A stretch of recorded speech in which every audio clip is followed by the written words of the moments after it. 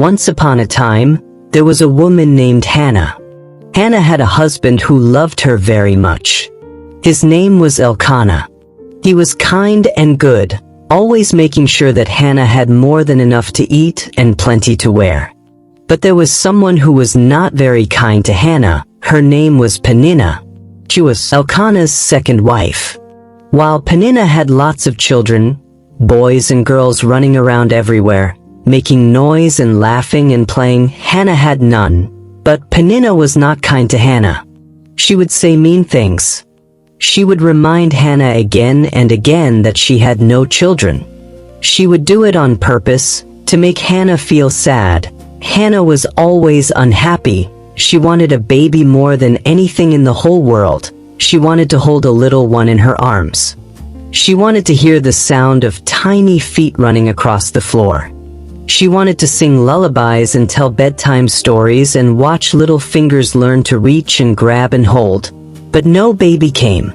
Month after month, year after year, no baby, and that made Hannah's heart hurt very, very much. Have you ever had someone say something mean to you to make you feel bad? That is exactly what Peninnah did to Hannah. Sometimes, Hannah would get so sad she could not even eat her dinner. She would just sit there and cry. Elkanah would look at her and say, "Hannah, why are you crying? Why won't you eat? Do I not love you?" And he did love her. Very much. But sometimes even the love of the people around us is not enough to take away the pain inside. Once a year, Elkanah took his whole family on a trip to a special place called Shiloh.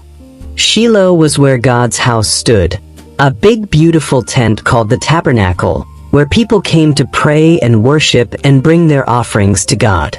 It was supposed to be a happy time, a celebration, a holiday with God. But for Hannah, it was also the time when Peninnah was the most unkind.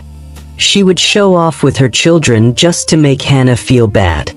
So every year at Shiloh, Hannah would arrive at God's house with a heavy, hurting heart. One particular year, something was different. Hannah could not take it anymore. Not the sadness. Not the waiting. Not the aching empty arms. She got up from the table in the house where they were staying. She still hadn't eaten, and she went into God's house alone, and she decided to talk to God. Really talk to him. Not fancy words. Not a performance. Just her real feelings, all poured out. Hannah stood before God and she cried. Big real tears. Her whole body shook. Her lips were moving but no sound came out. Her prayer was so deep inside her that it went beyond words. Nobody heard her say anything. She spoke to God with her heart. Tears rolled down her eyes as she said, "God, please see me. Please remember me. Please do not forget me. Please have mercy on me. And I vow to you that if you give me a son, I promise I will give him back to you. His whole life will be for you." That was a very big promise. She was asking for a baby, and in the same breath she was already saying she would give that baby back to God. Can you imagine loving something so much before you even have it, and already being willing to share it with God? That is exactly what Hannah did. She prayed for a long, long time. Unknown to her while she was praying, an old priest named Eli was sitting nearby watching her. He saw her lips moving with no sound coming out. He saw her crying and shaking. And he made a mistake. He thought she had been drinking too much. He walked over and said, "You should not come here drunk. Have you ever been misunderstood? Has someone thought about you that was completely wrong?" Hannah was doing the most important thing she had ever done, and the priest thought she was being naughty. Sometimes people get us wrong, but God never does. After a few seconds, she looked at Eli and said very calmly, "Sir, I am not drunk. I am a woman with a very sad heart. I have been talking to God and telling him everything that is hurting me." Eli listened, and when he heard her explanation, something changed in his face. He understood. He felt sorry for getting it wrong. and he said something beautiful to her, "Go in peace. May God give you what you have asked for." And something happened to Hannah when she heard those words. She was not carrying anything different. She had no baby yet. Nothing in her life had actually changed, but she felt different inside. She got up. She washed her face. She went and ate her dinner. And her face was no longer sad. She believed that God had heard her. She trusted that the answer was coming. And that trust, even before the answer arrived, gave her peace.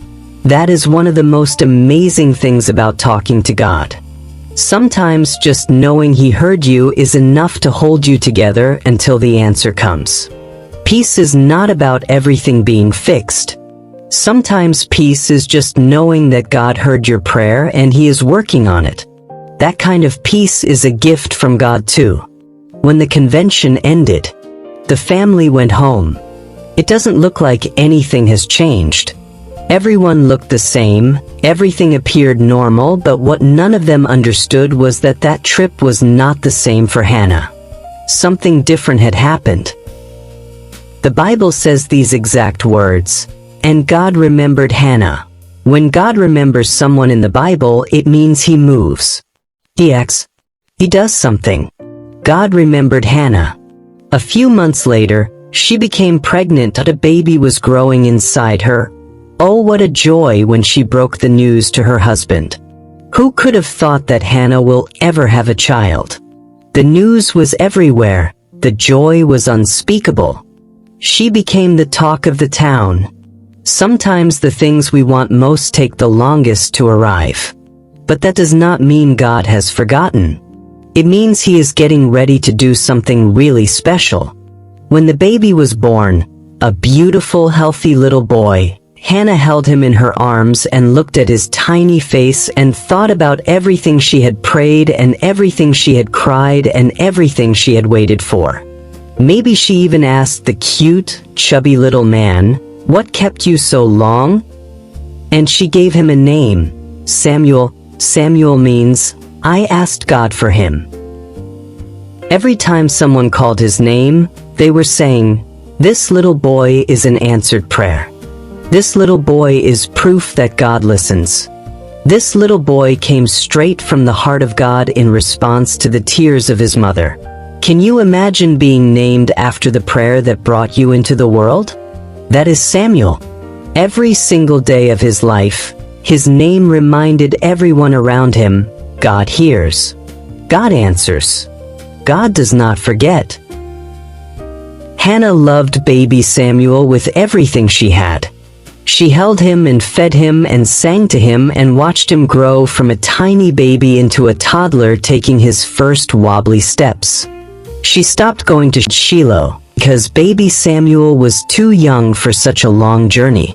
While her husband and Peninnah went to Shiloh, she would stay back with baby Samuel. But she had made a promise to God, remember? Hannah was someone who loved to keep her promises. So one evening, she spoke to her husband about her vow to God when she was asking for a child.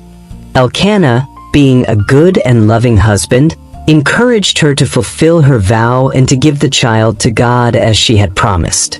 It was a very difficult one, but a promise is a promise. It was time for another Shiloh, and it looked like Samuel was old enough, probably about 3 years old.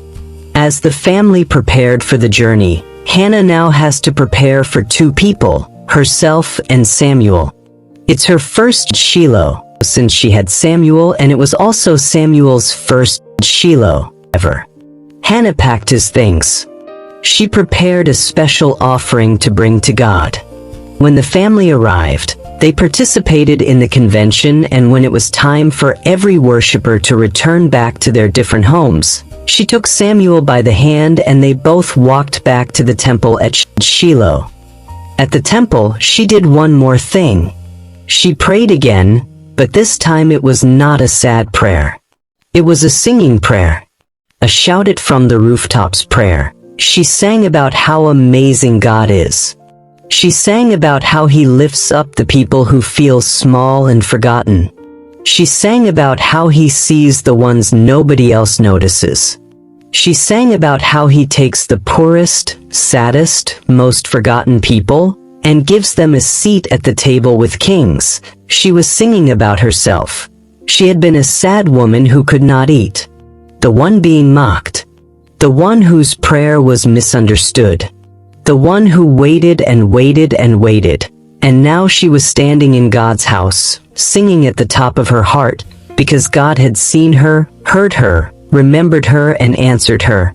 Her song was so beautiful and so true that more than 1,000 years later, when a young woman named Mary found out she was going to be the mother of Jesus, she sang almost the exact same song. Hannah's words were so full of God's truth that they lasted over 1,000 years.